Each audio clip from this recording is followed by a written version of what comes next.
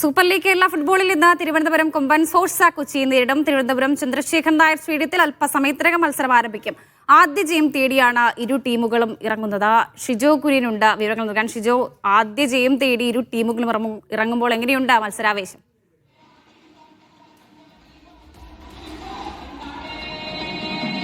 പക്ഷേ അല്പസമയത്തിനകം മത്സരം തുടങ്ങുന്നതിന് മുന്നോടിയായിട്ട് ഇരു ടീമുകളും ഗ്രൗണ്ടിലേക്ക് ഇറങ്ങിയിട്ടുണ്ട്. ഇപ്പോൾ ഗ്രൗണ്ടിൽ ടീമുകൾ വാമപ്പ് ചെയ്യുകയാണ്. കഴിഞ്ഞ ദിവസം മത്സരം കാണാനായിട്ട് 7000-ലധികം കാണികൾ സ്റ്റേഡിയത്തിലേക്ക് വന്നിരുന്നു. ഇന്നിപ്പോൾ 7000 കാണികളൊന്നുമില്ല.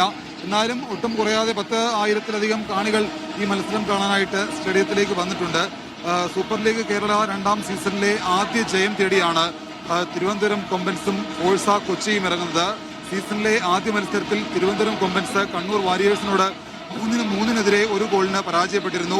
2-1 ഗോളിന് കാലിക്കറ്റിനോടായിരുന്നു ഫോഴ്സ കൊച്ചിയുടെ തോൽവി. എന്തായാലും ആദ്യ ജയം തേടിയാണ് ഇരു ടീമുകളും ഇറങ്ങുന്നത്. കഴിഞ്ഞ സീസണിൽ ഇരു ടീമുകളും തിരുവനന്തപുരത്ത് ഏറ്റുമുട്ടിയപ്പോൾ ജയം ഫോഴ്സ കൊച്ചിക്കായിരുന്നു. എന്തായാലും അത് തിരുത്തി കുറിക്കാൻ വേണ്ടിയാണ് തിരുവനന്തപുരം കൊമ്പൻസ് ഇന്ന് ഫോഴ്സ കൊച്ചിക്കെതിരെ 2ാമത്തെ സീസണിലെ ഹോം മാച്ചിന് ഇറങ്ങുന്നത്. വർഷ ശരി.